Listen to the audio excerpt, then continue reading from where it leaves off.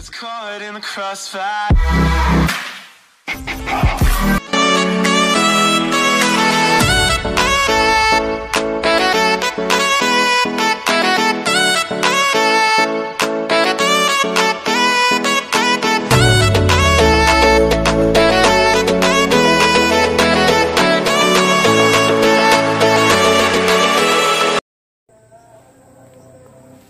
Oke teman-teman, hari ini kita akan belajar terkait tentang serangga penyerbuk kelapa sawit ya, atau kita kenal sebagai serangga Eleutherobius cameronicus. Nah, ini adalah serangga yang dibutuhkan sekali oleh tanaman kelapa sawit untuk membantu proses penyerbukan secara maksimal. Jadi selain dibantu oleh angin dan hujan, yang paling penting sekali adalah dibantu oleh serangga penyerbuk ini. Namanya serangga penyerbuk Eleutherobius cameronicus. Ini adalah serangga yang wajib ada. Salah satu yang menyebabkan buah itu parteno, buah landak, tidak terbentuk secara sempurna, itu adalah ketersediaan serangga penyerbuk yang tidak standar, hingga membuat buah tidak tersebut secara maksimal, yang membuat banyak buah-buah landak ataupun parteno di lapangan ya. Jadi pernah saya dulu melakukan di lapangan, posisinya sudah saya perbanyakkan segala macam, dan alhamdulillah sembuh, bisa normal kembali. Nah, karena apa? Setelah kita cek ke lapangan, ternyata ketersediaan serangga penyerbuknya kurang, di bawah standar. Biasanya standarnya adalah minimal 15.000 ekor per hektarnya. Nah, buat teman-teman yang mau pengen belajar bagaimana cara kita mengecek jumlah serangga per hektarnya, ada di video saya sebelumnya. Silakan buka ke belakang, itu banyak ilmu situ.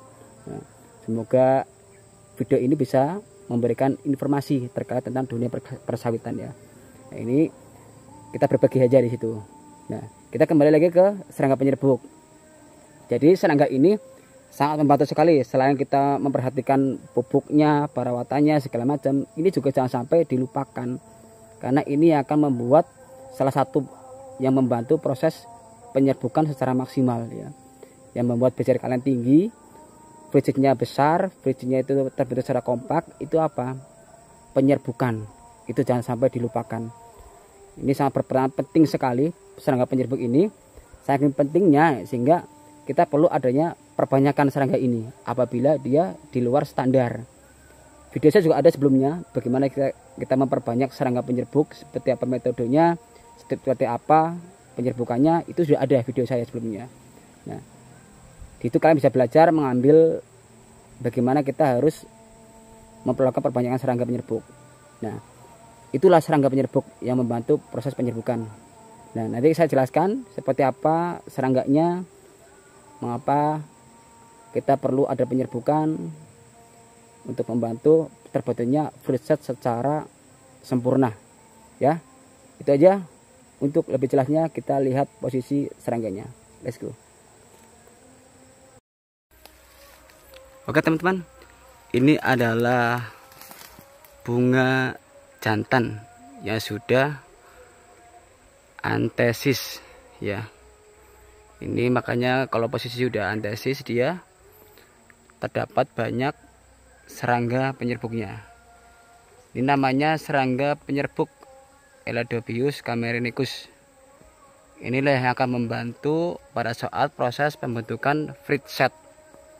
Nah, jadi ini dia standar per hektarnya harus ada minimal 15.000 ekor per hektar.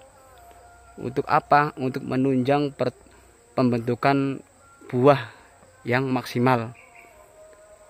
Jadi dalam proses penyerbukan itu sendiri, itu bisa dilakukan yang pertama oleh serangga penyerbuk ini lewat angin ataupun lewat hujan ya.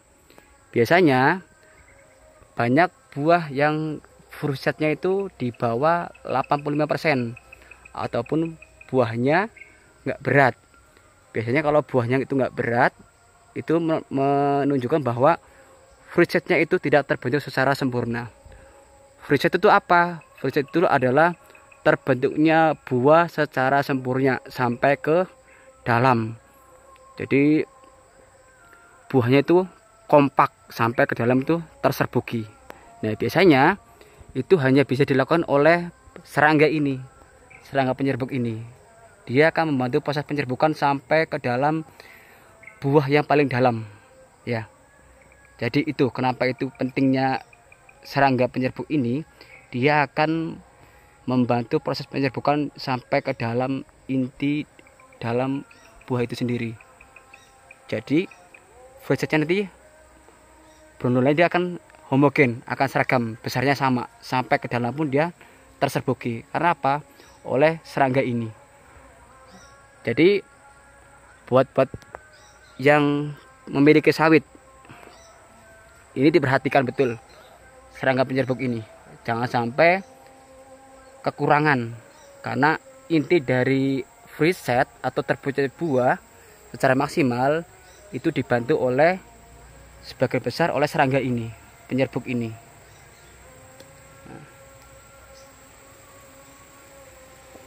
Jadi sangat penting sekali ya untuk kumbang penyerbuk ini, serangga penyerbuk ini. Jadi selain dari sisi lain yang kita plototin, memang yang kedua adalah ini, serangga penyerbuknya. Ini benar-benar diperhatikan teman-teman, karena ini penting sekali. Kalau kalian punya tanaman BCR-nya rendah, selain dari kastrasi juga dari terbentuknya buah. BCR berat itu karena apa? Karena fruit setnya itu kompak, bondolnya besar-besar sampai ke dalam terserbuknya, sehingga menjadikan buahnya itu berat. Karena apa?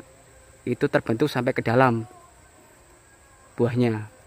Nah, inilah yang membantu proses penyerbukan sampai buah paling dalam ya. Ini benar-benar harus dijaga.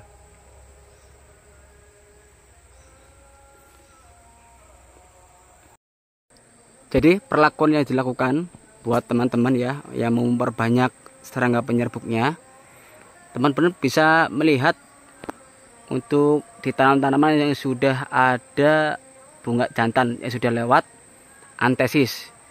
Biasanya kalau dia posisi sudah lewat antesis, dia akan berwarna putih seperti ini.